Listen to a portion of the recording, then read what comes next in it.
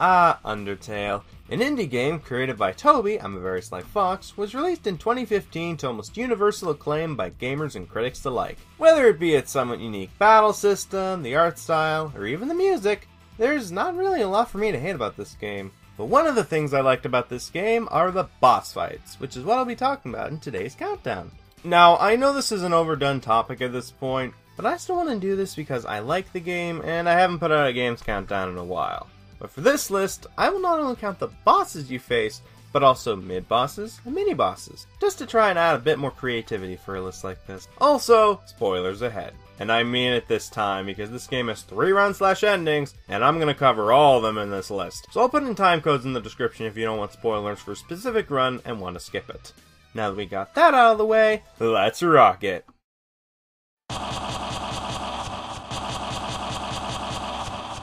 Throughout Undertale, you'll run into various monsters based on dogs. Whether it be the lesser dog, the greater dog, or this thing, there are a bunch of bosses I could choose for a list like this. But what's better than 1 dog? 2 dogs! Dogamy and Dargaressa are an engaged couple working for the Royal Guard, and you end up fighting them during the second area of the game, Snowdin. Yes, I'm serious. These 2 dogs are engaged, and even the game pokes fun at this idea. Hell, even their names are related to this concept. Dargaressa was the term used for the wife of a doge, the title for the rulers of the Republic of Venice back in the Renaissance period, while Dogamy's name is a play on words with the suffix gummy, used to describe different forms of marriage. As for their boss fight, they have axes that come down on you, 2 dogs that shoot blue and white hearts at you, and that's it. So why do I like them, despite their boss fight being simple? Well, I also like their design, and the dialogue did make me chuckle at points. Plus, I like the strategy you have to implement in order to spare them. Talk about getting down and dirty. Let's just move on before they ask me to be their coroner.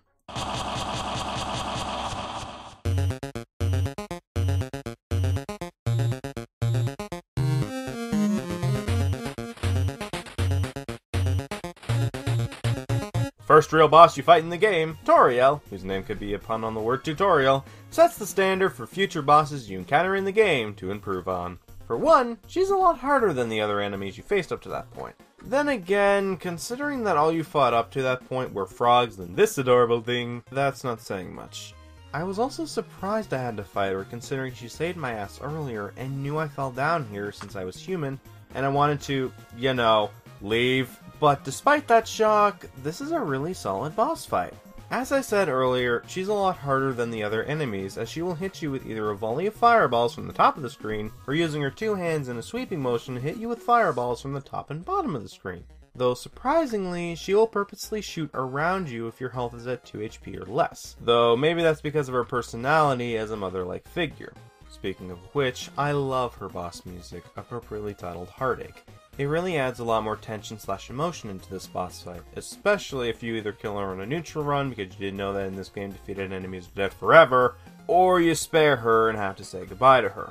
But despite my love for this boss fight, it does make me wonder, how does she know Asgore? Oh. Holy crap, that design! Now she's the drug addict. Well, you're half right. She was injected with something, but it wasn't heroin.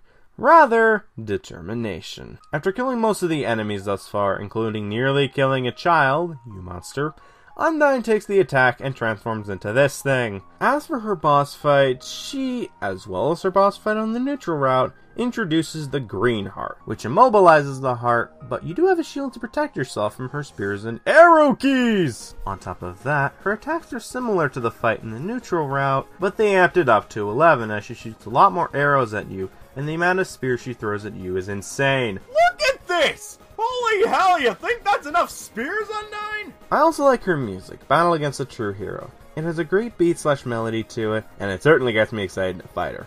This is a great boss fight, and seeing her die as well as hearing her last words are somewhat chilling because now all the monsters are being evacuated, and Asgore's about to absorb the 6 human souls. Damn.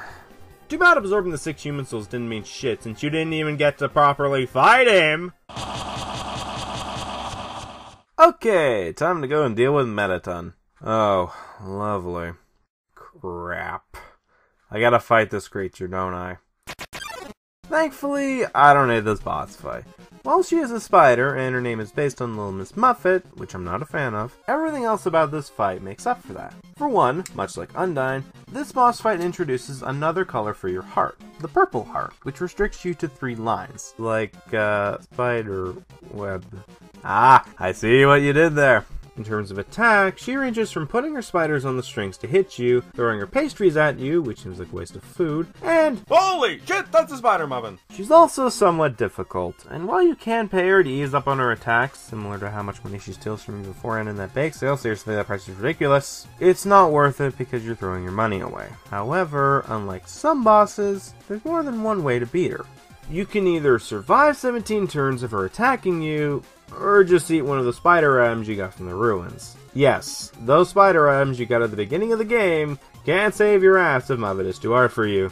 I also really love her boss theme, Spider Dance, even if it is basically Napster Blues boss music just with a different pitch and tempo.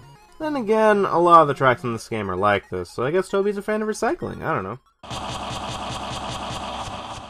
So what's the number 6 entry?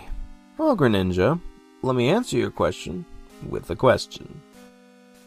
Do you want to have a bad time?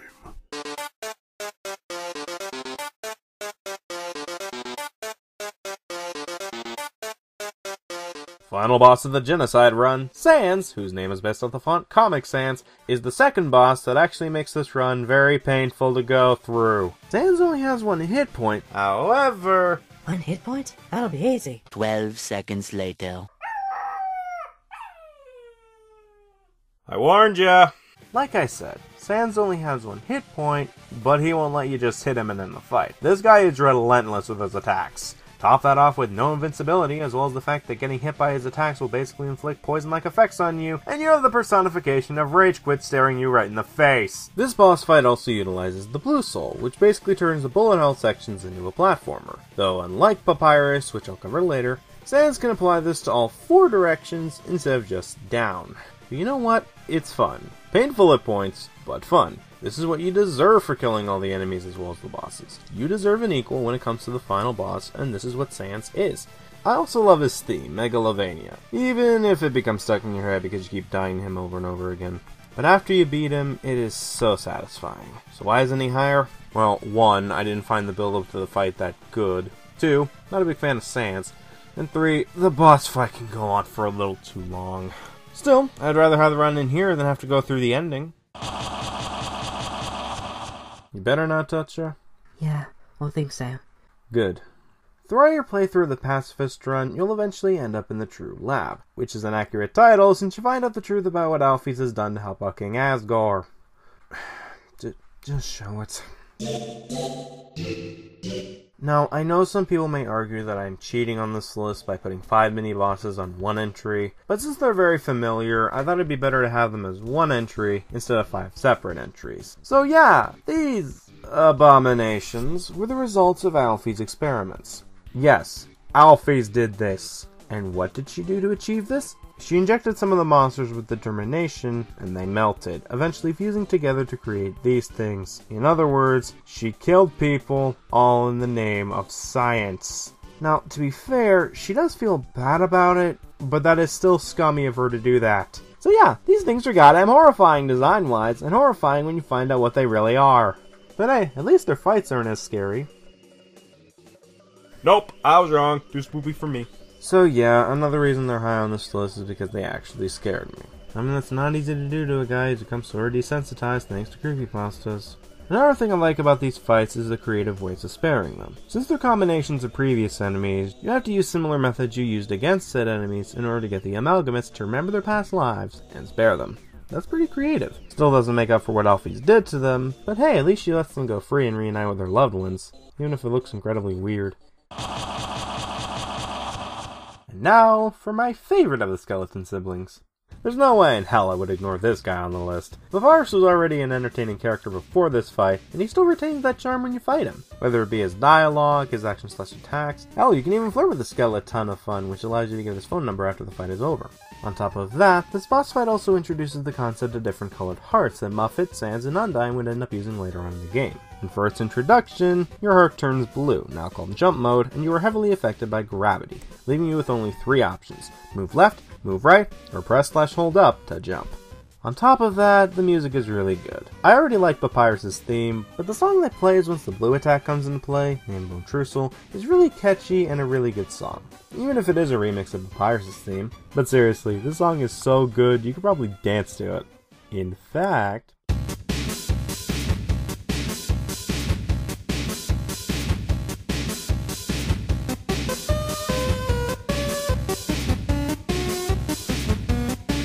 I really ought to finish Volume 2, shouldn't I? Okay guys, I got this great intro skit. That's great, but We're too lazy to animate that. Fine.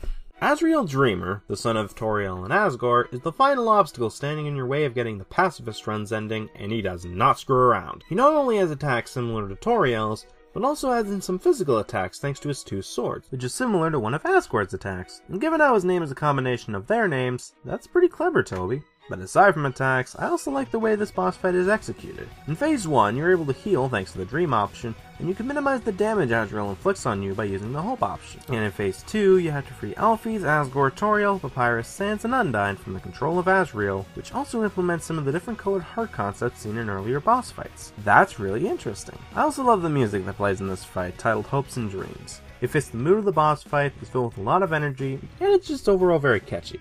I also love the ending of this fight where you try to save Asriel, and after seeing glimpses of Asriel's past, he tries to kill you, but you still hang on, even if the amount of health you have left does get kind of ridiculous. Then after you save him, you get the best ending. And personally, I agree.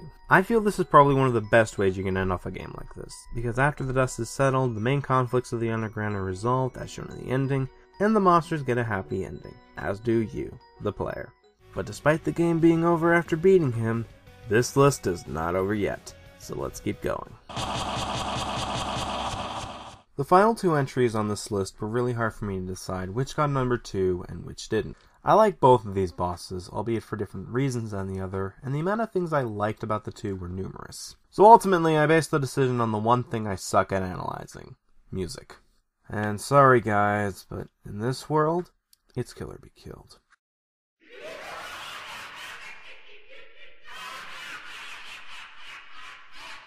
Yes, guys, the final boss of the Neutral Run is Flowey, that piece of shit flower that tried to kill you in the beginning of the game. But this time, he's absorbed the 6 human souls and killed Asgore in order to reach this thing. Yeah, I'm gonna say this flat out, this dude's goddamn creepy as hell. But then again, that's kind of the point, so kudos. But it's not just the visual appearance I like about this fight. Another positive I can give is the execution of the fight.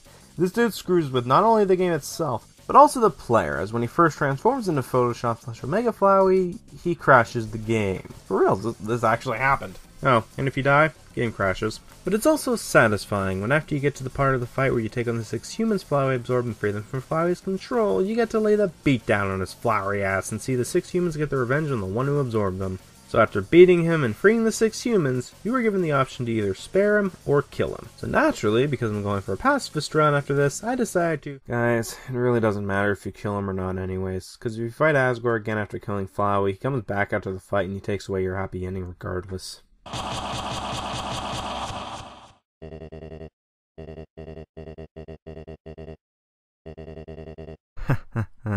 The Mediton fans are gonna kill me, aren't they? But no, I like the fight against the King of the Underworld better, and here's why. In terms of tension, this guy I feel had more of that when compared to Flowey. Throughout the game, you are told about Asgore on numerous occasions, and you also find out he murdered 6 humans that fell into the Underground and stole their souls. Sure, Flowey absorbed the souls as we saw in the last entry, but Asgore was the one who initially killed them and reaped their souls. Goddamn. So yeah, this guy killed humans / possibly children and reaped their souls in order for him to break the barrier and get revenge on humans because you see, a few of them were responsible for the death of Asriel. So once I reached his throne room to fight him, I was surprised by what I saw. He acts kind of nice. Oh sure, he wants to kill you, but he isn't an asshole about it. Hell, he flat out tells you, fight me when you feel like you're ready, I can wait. But aside from build up, what else did I like about this fight? Well, for one, I like the way it's executed. If you fight him on a neutral run and you were trying to spare people, he destroys the mercy button before the fight properly begins. Now granted, if you have killed on the neutral run as well, he'll still destroy the mercy button, but still, goddamn. So yeah, you have to fight him. And sure, there are ways to lower his stats by using the options in the act menu, but aside from lowering his defense, which is temporary, and even then you could use the butterscotch pie to make his defense permanently drop, you're only delaying the inevitable. You have to fight, whether you like it or not, and I like that. This guy murdered 6 children, and you're gonna be number 7 if you don't stop him. Hell, the fact that he has his head lowered shows that he doesn't deserve mercy from you. But that's not to say he goes easy on you. Oh god, no. This guy is not easy the first time you fight him, and you'll likely die a few times before you finally win. But even though a lot of his attacks are taken from Toriel, these attacks are deadlier and faster than Toriel's initial attacks.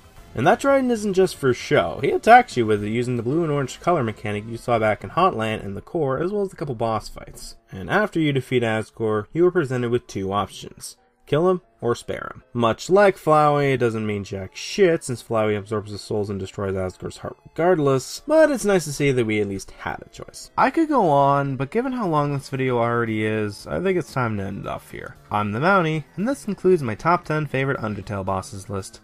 Take care, everyone.